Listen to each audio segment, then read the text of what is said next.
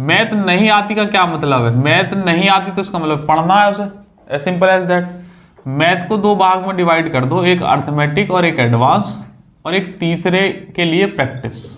तीन चीज बता रहा हूं, एक जगह से पूरी अर्थमेटिक पढ़ो, एक जगह से पूरी एडवांस पढ़ो। बहुत सारे बच्चों के मन में मिथ रहता है कि सर पहले अर्थमेटिक पढ़ेंगे 3-4 महीने, फिर 3-4 महीने एडवांस पढ़ेंगे, उसके बाद जब हमारा मैथ में सिलेबस पूरा हो जाएगा तब प्रैक्टिस लगाना शुरू करेंगे। ये सबसे ही वाहियात किस्म की प्रैक्टिस है। मैं आपसे कह रहा हूं पहले दिन से ही तो तुम अर्थमेटिक पढ़ो, जितना जल्दी हो सकता है एक बार सिलेबस को गो थ्रो कर दो। पहले दिन से एडवांस पढ़ो, और पहले दिन से चाहे तुम्हें कुछ आता हो या ना आता हो, उसी दिन से प्रैक्टिस शुरू कर दो, उसी दिन से मैथ्स के क्वेश्चन लगाने शुरू कर दो। इस चीज के इंतजार में मत रहो कि किसी रोज तुम्हारा सिलेबस पूरा हो जाएगा फिर हम प्रैक्टिस लगाएंगे और फिर तुम्हारे पूरे में से पूरे नंबर आएंगे। ऐसा ना तो कभी होगा, ना आज तक कभी हुआ है, क्योंकि सिलेबस कभी भी पूरा नहीं होता है।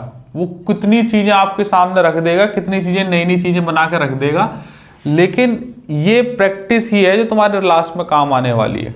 इसलिए 3 फेज में पढ़ो, एक बार अर्थमेटिक 1 घंटे पूरे, एडवांस 1 घंटे पूरे, 2-2 घंटे रोज की पढ़ो, पढ़ सकते हो, कोई दिक्कत नहीं है। और 3 से महीने से पहले पहले ही सिलेबस खत्म कर लो, और साथ के साथ आधा घंटा या 1 घंटा रोज की प्रैक्टिस जरूर लगाओ। अगर मैथ्स की बात चल रही है सिर्फ, तो पहले दिन से ही, चाहे तुमसे कुछ आता हो या ना आता हो, उससे कोई फर्क नहीं पड़ रहा।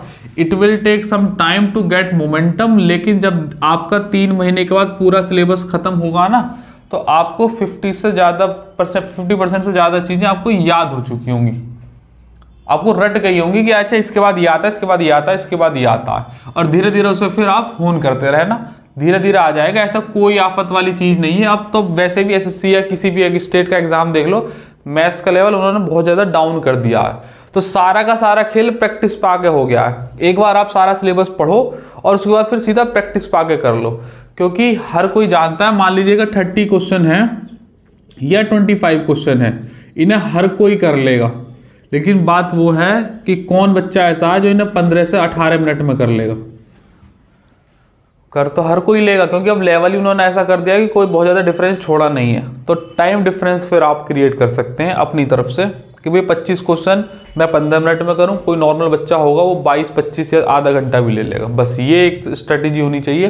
पहले दिन से ही अर्थमेटिक पढ़ो, एडवांस पढ़ो, और प्रैक्टिस जरूर लगाओ पहले दिन से। और किसी रोज़ तुम्हारा मैथ पढ़ने का मन नहीं है, माइंड बिल्कुल भी काम नहीं दे रहा, तो प्रैक्टिस सेट लगाओ और बस छुट्टी। प्रैक्टिस सेट किसी भी हालत में मत छोड़ो, चाहे तो ऑल्टरनेट डेज पे कर लो, आज लगाओ कल इसका सॉल्यूशन, परसों फिर लगाओ। अगर टाइम है ज़्यादा कि आज ही लगाओ, फिर शाम को सॉल्यूशन कर लो। सॉल्यूशन जरूर करो, उनके जो सॉल्यूशन आपको आंसर ना मिले वो मेरे से पूछ लो, डायरेक्ट करवा देंगे। क्लियर हो गई बात?